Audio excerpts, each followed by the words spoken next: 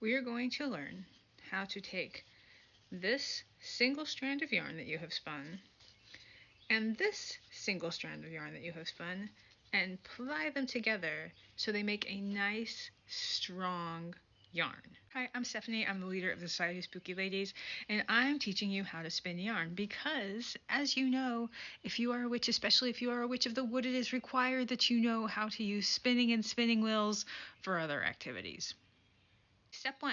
You need to have your yarns on two separate things aside from the thing you're going to spin them on. You go to put these two suckers together, if you go to spin them in the same direction that you spun them in, they're not going to want to stick together when they get loose. You have to do them in the opposite direction of what you spun them so that they want to be friends and hang out together. So the trick when you're spinning your yarn together is you want it to spin together so it's nice and smooth and sticks together, but it doesn't pull up on itself. See the difference? So that looks pretty, miserable to knit with. So we don't want that. We also don't want it to be super loose because then we get weird gaps and things so that when you're knitting, your stuff gets stuck in there and it makes it difficult. So that's where the twist per inch comes in, because you want it to be twisted just the right amount so that it will stick together and be a nice strong yarn for you. When you start twisting it, stop and look at it. If it doesn't look right, fix it. Fix it in there because you can't fix it later.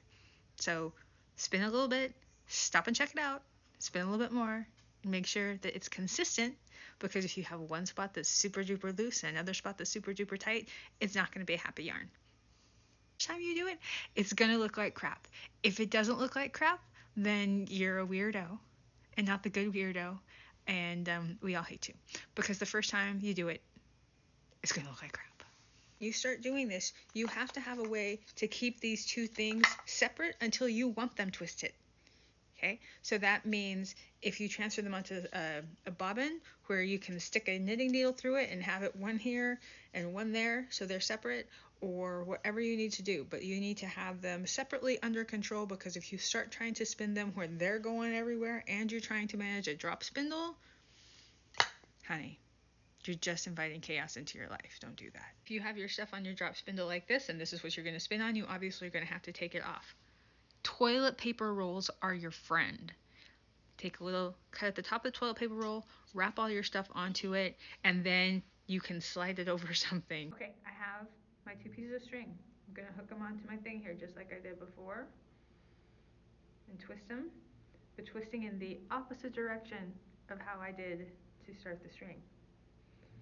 Okay, and I'm even going to lock the sucker in down here a little bit. Right, now it's the fun part where I get to try and get these two strings to play together nice and move easily for me. See, keeping them separate, one on each side of my leg. All right, so now you're going to spin in the opposite direction. So whichever way you usually spin it, you gotta spin it a different way. Right? And as you're spinning these two and you're putting them together, you're gonna watch them. Now when I look at this, is it spinning up on itself real tight?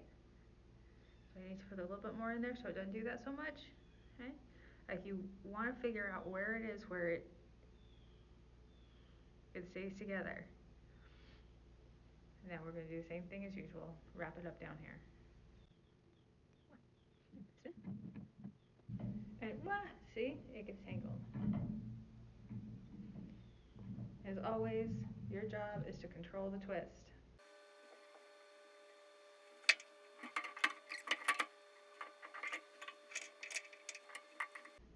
Oh my gosh. Okay, so you see down here, like, it's a little bit extra spinny where at the top it's not. It means I got too much spin down here, so I just need to bring a little bit more. Alright, it's better. It doesn't matter if your stuff is thick and thin. If you look on here, there's some parts where it's like super duper thin right there, then it gets thicker.